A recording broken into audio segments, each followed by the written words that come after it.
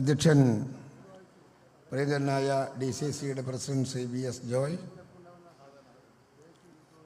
Shri KC Venugopal, Shri Anilkumar, Jameela madam, Aryadan Shoukath, വേദിയിൽ ഒരുപാട് നേതാക്കന്മാരുണ്ട്. ഓരോരാളുടെയും പേരെടുത്ത് വിളിക്കുന്നില്ല.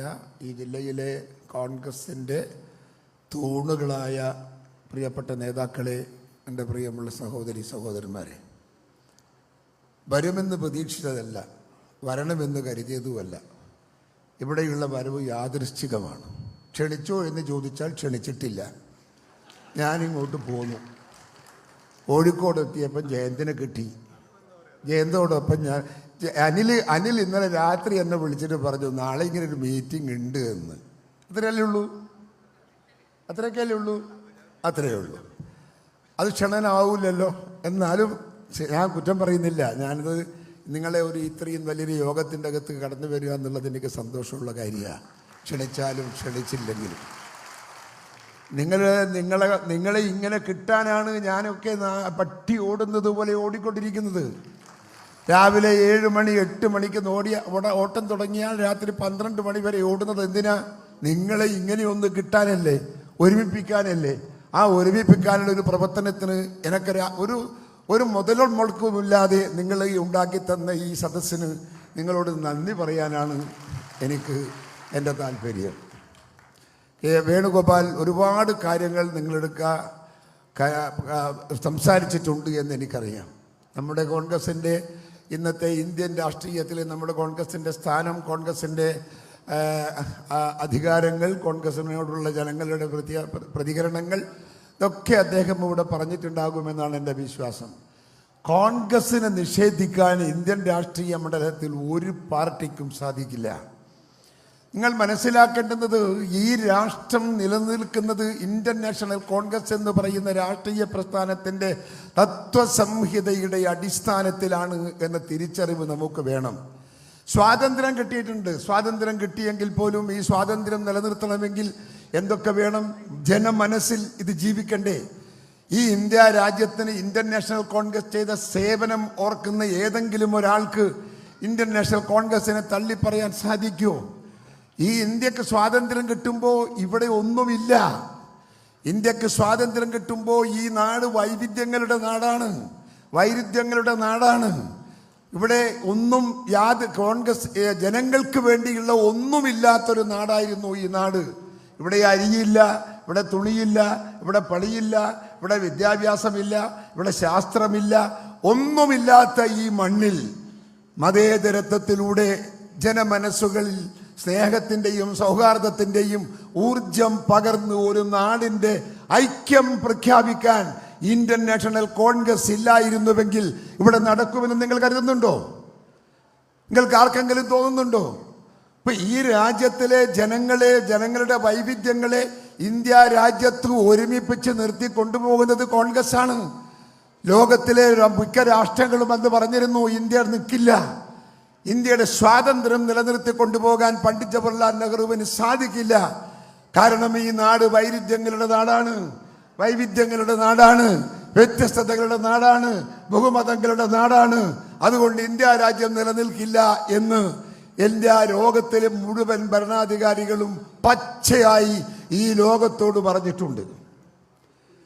ലണ്ടൻ ടൈംസ് എന്ന് പറയുന്ന പത്രം ഒരു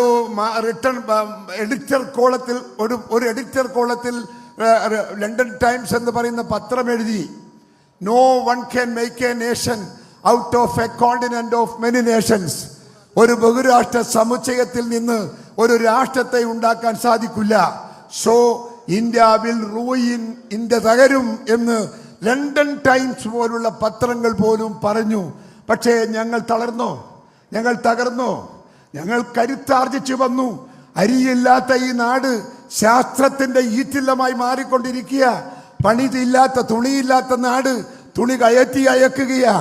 ഈ രാജ്യത്ത്, ഈ ലോകത്തിന്റെ എല്ലാ ഭാഗങ്ങളിലും കരുത്ത് കാണിക്കാൻ ഇന്ത്യൻ നാഷണൽ കോൺഗ്രസ് ഭരിക്കുന്ന ഇന്ത്യ രാജ്യത്തിന് സാധിച്ചു എന്ന് പറയുമ്പോൾ അതിൻ്റെ എല്ലാം പിറകിലുള്ള ജിഹ്വ അത് ഇന്ത്യൻ നാഷണൽ കോൺഗ്രസ് ആണ്. ആ കോൺഗ്രസിന് കരുത്തു പകരാൻ സാധിക്കുന്ന പ്രവർത്തനത്തിലേക്ക് നമുക്ക് കടക്കണം. അതിൽ കുറേ കാര്യങ്ങളാണ് പ്രിയപ്പെട്ട വേണു ഇവിടെ സൂചിപ്പിച്ചത്. എനിക്ക് നിങ്ങളോട് പറയാനുള്ളത് വേണു പറഞ്ഞത് തന്നെയെന്ന് ഞാൻ ആവർത്തിക്കുകയാണ്. കോൺഗ്രസിന്റെ പ്രവർത്തകന്മാരുടെ ഒരു പ്രത്യേകത എന്ന് പറയുന്നത് ഈ പരിസരത്തുള്ള അയൽപക്കത്തുള്ള നമ്മോട് സഹകരിക്കണമെന്ന് ആഗ്രഹമുള്ള ആളുകളെ ഒരുമിപ്പിച്ച് കൊണ്ടുപോകാൻ നമ്മൾ ഏറെയൊന്നും പണിപ്പെടാറില്ല. വീട്ടിൻ്റെ മുൻപിലൂടെ കടന്നു പോകുമ്പോൾ രോഗിയായി കിടക്കുന്ന വീട്ടുകാരിയെ അല്ലെങ്കിൽ വീട്ടുകാരനെ ഒന്ന് കയറി നോക്കിക്കണ്ട് പോകുന്ന സ്വഭാവം പോലും നമ്മുടെ പാർട്ടി പ്രവർത്തകന്മാർക്കില്ല എന്നതാണ് എൻ്റെ അനുഭവം. ഒന്ന് കയറി ഇറങ്ങി ഒരു ഗ്ലാസ് വെള്ളം കുടിച്ച് അവിടെ നിന്ന് പോയാൽ ഒരു രക്തബന്ധത്തിൻ്റെ ആഴവും പരപ്പും നമ്മൾ തമ്മിലുണ്ടാവും. അതുകൊണ്ട് തന്നെ എല്ലാ ആളുകളെയും സഹായിക്കാൻ, അവരുടെ ആവശ്യങ്ങൾക്ക് എത്താൻ, അവരുടെ സേവനത്തിനെത്താൻ, അവരുടെ ആവശ്യം കണ്ടറിയാൻ, അവർക്ക് പിറകിൽ നിൽക്കാൻ എന്നും സാധിക്കുന്ന ഒരു പൊതു സ്വഭാവം കോൺഗ്രസിന്റെ പ്രവർത്തകന്മാർ ഉണ്ടാക്കിയെടുക്കണം എന്ന് ഞാൻ ഈ സന്ദർഭത്തിൽ നിങ്ങളോട് ആവശ്യപ്പെടുകയാണ്. ഞങ്ങൾ സംഘടനാ രംഗത്ത് ഒരുപാട് മാറ്റങ്ങൾ വരുത്തിയിട്ടുണ്ട്. പഴയകാലത്തെ കോൺഗ്രസിൽ നിന്നും ഒരുപാട് വ്യത്യസ്തമായ പ്രവർത്തനങ്ങൾ നമ്മൾ ഇവിടെ നടത്തിയിട്ടുണ്ട്. ആ പ്രവർത്തനങ്ങളുടെയൊക്കെ റിസൾട്ട് നമുക്ക് കിട്ടേണ്ടതുണ്ട്. കേരളത്തിൽ കോൺഗ്രസ് വളരെ കരുത്തുറ്റ പ്രസ്ഥാനമായി മാറിക്കൊണ്ടിരിക്കുകയാണ്. നിങ്ങൾക്കറിയാം, ബൂത്ത് തലം മുതലുള്ള കോൺഗ്രസിന്റെ സംഘടനാ മെക്കാനിസം റീവൈറ്റലൈസ് ചെയ്ത് നമ്മൾ കരുത്തിന്റെ പ്രതീകമാക്കി മാറ്റിക്കൊണ്ടിരിക്കുകയാണ്.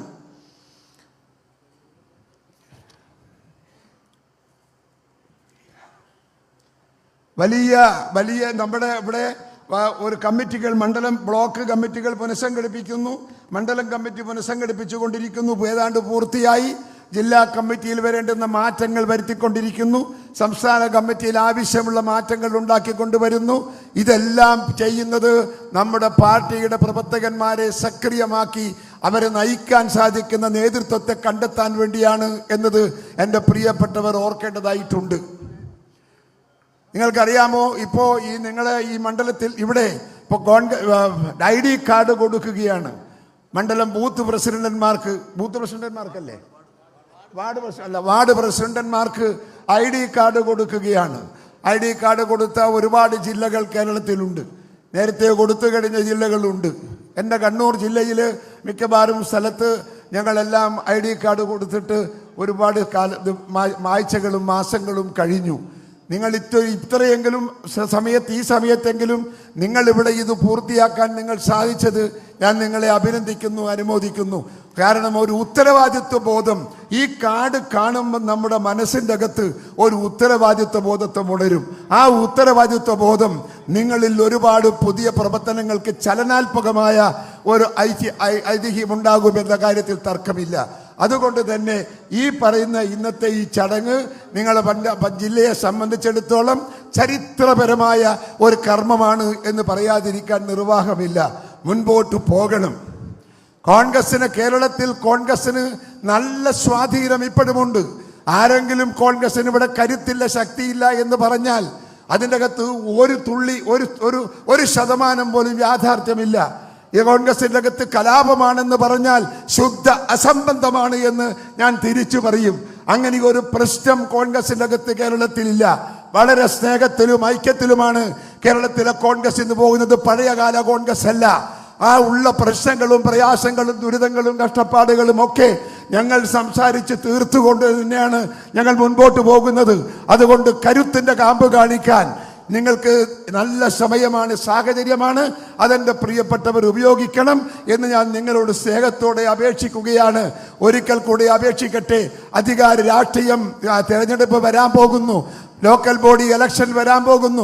കഴിഞ്ഞ കാലത്ത് നമുക്ക് കിട്ടിയ ലോക്കൽ ബോഡി തെരഞ്ഞെടുപ്പിനകത്ത് നമുക്ക് കിട്ടിയ നേട്ടം, അതിൻ്റെ പുറത്ത് ഒരു 10% കൂടുതലല്ലാതെ 1% പോലും കുറയാൻ പാടില്ല എന്ന് നിങ്ങളോട് ഞാൻ സ്നേഹപുരസരം ആവശ്യപ്പെടുകയാണ്. കുറഞ്ഞെങ്കിൽ ആ ബന്ധപ്പെട്ട മണ്ഡലത്തിലെ നേതാക്കന്മാർക്ക് നേരെ പാർട്ടി തലത്തിലുള്ള നടപടികൾ എടുക്കേണ്ടി വരും എന്ന് ഞാൻ നിങ്ങളെ ഓർമ്മിപ്പിക്കുന്നു. അതുകൊണ്ട് പ്രവർത്തിക്കണം. എല്ലാ ആളുകളെയും മുൻപിൽ ഒരുമിച്ച് നിന്ന് പ്രവർത്തിച്ചു കൊണ്ടുപോയി ജനമനസ്സിൻ്റെ അകത്ത് കോൺഗ്രസിന്റെ സ്ഥിരസ്ഥായിയായ സ്ഥാനം നിങ്ങൾ തിരികെ കൊണ്ടുവരാൻ നിങ്ങൾക്ക് സാധിക്കണം എന്ന് മാത്രമാണ് എനിക്ക് നിങ്ങൾക്ക് നൽകാനുള്ള സന്ദേശം. വരാൻ പോകുന്ന തെരഞ്ഞെടുപ്പ് വളരെ പ്രശ്നമുള്ള, പ്രയാസമുള്ള, പ്രതിസന്ധിയുള്ള തെരഞ്ഞെടുപ്പാണ്. ആ തെരഞ്ഞെടുപ്പ് നമ്മൾ മറികടക്കേണ്ടതായിട്ടുണ്ട്. ഇവിടെ ഇടതുപക്ഷം ഭരിക്കുന്നു. നമുക്ക് നല്ല കാലാവസ്ഥയാണ്. ഇടതുപക്ഷത്തിനെതിരെ പറയാൻ എന്തെല്ലാം കാര്യങ്ങളുണ്ട്. 8 വർഷം ഭരിക്കുന്നു. 8 വർഷമായി പിണറായി വിജയൻ ഭരിക്കുന്നു. എന്തുണ്ടാക്കി പിണറായി വിജയൻ? നാട്ടിലെ ജനങ്ങളോട് നിങ്ങൾ ചോദിക്കണം, കമ്മ്യൂണിസ്റ്റുകാരോട് ചോദിക്കണം, പിണറായി വിജയൻ എന്തുണ്ടാക്കി 8 വർഷക്കാലം കൊണ്ട് കേരളത്തിൽ? ഉണ്ടാക്കിയ ഒരു സ്ഥാപനത്തിന്റെ പേര് പറയാമോ? ഒരു വികസനത്തിന്റെ പേര് പറയാമോ? വിളിച്ചു ചോദിക്കണം. അദ്ദേഹം പണമുണ്ടാക്കിയിട്ടുണ്ട്. പണം സ്വർണ്ണക്കടത്തിയിട്ടും ഡോളർ കടത്തിയിട്ടും അതുപോലെ തന്നെ നമ്മുടെ പൂഴി കടത്തിയിട്ടും ഒക്കെ അദ്ദേഹം പണമുണ്ടാക്കിയിട്ടുണ്ട്. ആ പണം ആർക്കാണ്? കേരളത്തിനല്ല, നിങ്ങൾക്കല്ല, ഞങ്ങൾക്കല്ല, ആർക്കുമല്ല. അത് സ്വന്തം മക്കൾക്ക് വേണ്ടി ഉണ്ടാക്കുന്ന പണമാണ്. ആ പണം ഇത്രയും വലിയ മക്കളെ സ്നേഹിക്കുന്ന ഒരു പിതാവിനെ കേരളത്തിൽ ഞാൻ കണ്ടിട്ടില്ല. എന്തോ ഒരു സ്നേഹമാണ് മക്കളോട്. ഉണ്ടാക്കുന്ന സമ്പത്തെല്ലാം മക്കളെ പേരിലേക്ക് എഴുതി കൊടുക്കുന്ന ഒരു അച്ഛൻ. എത്ര അച്ഛന്മാരുണ്ട് ഈ രാജ്യത്തെന്ന് നിങ്ങൾ പരിശോധിക്കണം. നല്ല അച്ഛനാണ്, നല്ല അച്ഛനാണ്. നല്ല ഭരണാധികാരിയല്ല, നല്ല രാഷ്ട്രീയക്കാരനല്ല, നാടോട് കൂറുള്ളവനല്ല, നാട്ടാരോട് ഊറുള്ളവനല്ല. അതുകൊണ്ട് തന്നെ അതൊക്കെ ജനങ്ങളുടെ മുമ്പിൽ എടുത്ത് നിങ്ങൾ പയറ്റാൻ സാധിച്ചാൽ പിണറായി വിജയൻ മൂലക്കിരിക്കുമെന്ന കാര്യത്തിൽ നിങ്ങൾക്ക് തർക്കം വേണ്ട. അങ്ങനെ ഒരു രാഷ്ട്രീയ പ്രവർത്തനവുമായി മുൻപോട്ട് പോകാൻ എൻ്റെ പ്രിയപ്പെട്ടവരെ നിങ്ങൾക്ക് സാധിക്കണം. ഇന്ന് നിങ്ങൾക്ക് നെഞ്ചത്ത് കയറ്റുന്ന ഈ ID കാർഡുണ്ടല്ലോ, ആ ID കാർഡ് നിങ്ങൾക്ക് തരുന്ന കരുത്ത്, എന്തിനു വേണ്ടിയുള്ള കരുത്ത്? കഴിവിൻ്റെ കരുത്തിൻ്റെ ഭാഗമാണ് ഈ നിങ്ങൾക്ക് തരുന്ന ID കാർഡെന്ന് നിങ്ങൾ ഓർമ്മിക്കണം. ആ കാർഡിന് വിലയുണ്ട്, ആ കാർഡിന് നിലയുണ്ട്. ആ കാർഡ് നിങ്ങളെ നെഞ്ചത്ത് ഇരിക്കുന്ന കാലം വരെ നിങ്ങൾക്ക് ഉത്തരവാദിത്വ ബോധം നിങ്ങളെ തൊട്ട് വിളിക്കും എന്ന കാര്യത്തിൽ തർക്കം വേണ്ട. അവിടെ ഈ പാർട്ടിക്ക് വേണ്ടി പ്രവർത്തിക്കാൻ നല്ല മനസ്സോടുകൂടി മുൻപോട്ട് പോകാൻ നിങ്ങൾക്ക് സാധിക്കണം, സാധിക്കട്ടെ എന്ന് ആശംസിച്ചുകൊണ്ട് എൻ്റെ വാക്കുകൾ ഉപസംഹരിക്കുന്നു. നിങ്ങൾക്ക് നമസ്കാരം. ജയ് ഹിന്ദ്. നമ്മൾ ജില്ലയിലെ മുഴുവൻ വാർഡ് കോൺഗ്രസ് കമ്മിറ്റി പ്രസിഡന്റ്